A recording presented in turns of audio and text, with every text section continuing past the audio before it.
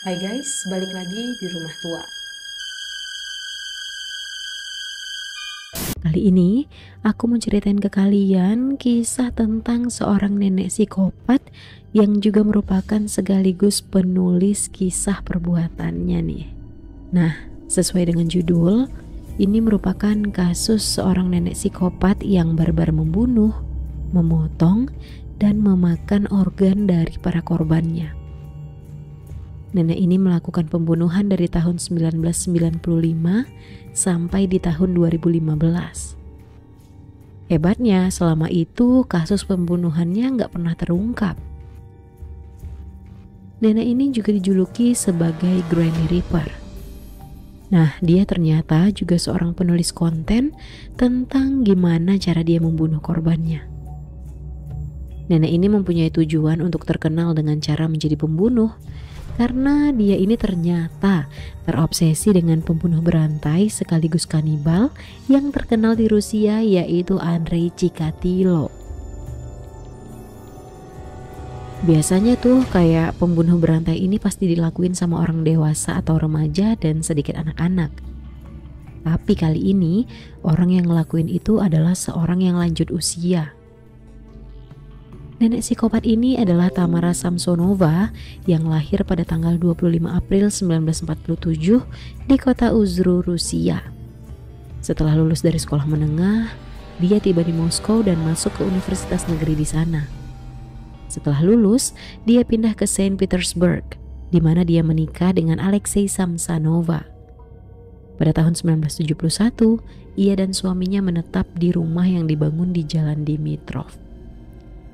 Semua berjalan aman-aman aja sampai pada tahun 2000 suami Tamara menghilang. Dia melaporkannya ke polisi dan setelah diselidiki dan dicari tidak menghasilkan apa-apa. Setelah suaminya menghilang, Tamara yang hidup sebatang kara mulai menyewakan kamar di apartemennya dan banyak orang yang menyewa apartemennya tersebut. Pada Maret 2015, Tamara bertemu seorang wanita yang bernama Valentina Ulanova yang berumur 79 tahun. Mereka tinggal di daerah yang sama. Lalu salah satu teman keduanya meminta Valentina untuk menampung sementara Tamara yang apartemennya masih dalam perbaikan pada saat itu. Dan Valentina pun menyetujuinya. Setelah berbulan-bulan Tamara tinggal di apartemen Valentina, dia berencana ingin tinggal lebih lama lagi di sana. Tapi di balik itu semua, Valentina merasa terganggu dan meminta Tamara untuk segera pindah. Akibat hal itu, hubungan mereka berdua makin hari makin buruk yang memicu sebuah konflik. Di konflik itu, Tamara mengancam akan meracuni Valentina.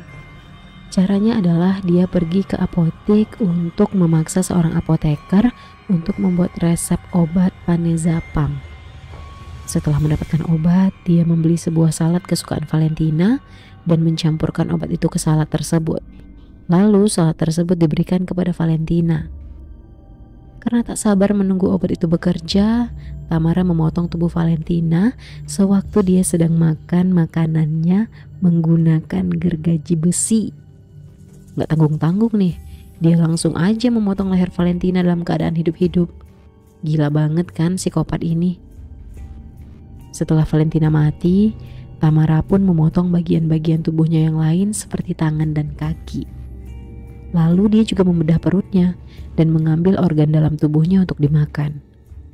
Sisa bagian tubuh yang lain dimasukkan ke kantong dan panci, lalu dibuang di sekitaran jalan di sana. Nenek ini merupakan tipikal psikopat yang cerdas nih, ternyata enggak.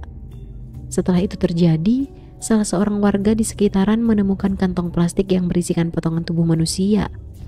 Melihat akan hal itu, dia pun langsung melaporkannya ke polisi. Polisi akhirnya melakukan penyelidikan.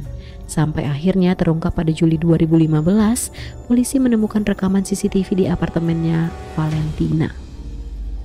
Pada saat itu dia sedang menuruni tangga dengan membawa plastik hitam dan sebuah panci yang ternyata berisi potongan tubuh dan kepala Valentina yang ada di pancinya. Setelah menetapkan pelaku, polisi menggeledah apartemen Tamara dan langsung menangkapnya. Di sana polisi menemukan sebuah diari yang berisikan korban-korban pembunuhan Tamara. Di diary tersebut dia menjelaskan secara detail gimana cara dia membunuh para korbannya. Dan bagian yang mengejutkannya adalah ternyata Tamara ini telah melakukan pembunuhan semenjak tahun 1995 sampai 2015 dengan total 11 korban, di mana dari para korban tersebut berasal dari penyewa dari apartemen milik Tamara. Selama itu juga nih dia terus menulis konten diarinya, yaitu tentang gimana membunuh para korbannya. Dari sini juga terungkap kalau suaminya yang menghilang sebenarnya sudah mati dibunuh oleh dia sendiri. Kurang lebih isi diarinya seperti ini. Aku telah membunuh seorang penyewa bernama Volodya. Aku mencincangnya menjadi potongan kecil menggunakan pisau di dalam kamar mandi. Memasukkan potongan tersebut ke dalam plastik hitam dan membuangnya ke seluruh penjuru Furenski District. Dia disidang atas 10 lebih kasus pembunuhan dan dia diduga mengidap skizofrenia oleh rumah sakit jiwa. Kemudian dia mengikuti ujian psikiatri dan hasilnya menyatakan kalau dia berbahaya bagi masyarakat dan dirinya sendiri. Dan karena itu dia ditempatkan di institusi khusus sampai akhir penyelidikan. Dia nggak dihukum nih, karena menurut hukum Rusia kalau orang itu mengidap penyakit jiwa pasti disembuhin dulu di rumah sakit jiwa. Kalau udah sembuh baru deh di penjara. Nah, gimana nih menurut kalian kisah tentang nenek psikopat Tamara Samsonova ini? Aku mau tahu dong tanggapan kalian tentang kasus ini. Atau mungkin buat kalian ada juga yang udah pernah baca atau nonton di channel-channel lain, mungkin ada detail-detail yang belum aku sebutin, bisa juga bantu tambahin di kolom komentar ya. Jangan lupa subscribe channel ini dan jangan lupa follow kita di Instagram dan juga TikTok. Thank you for watching and I'll see you in the next creepy video.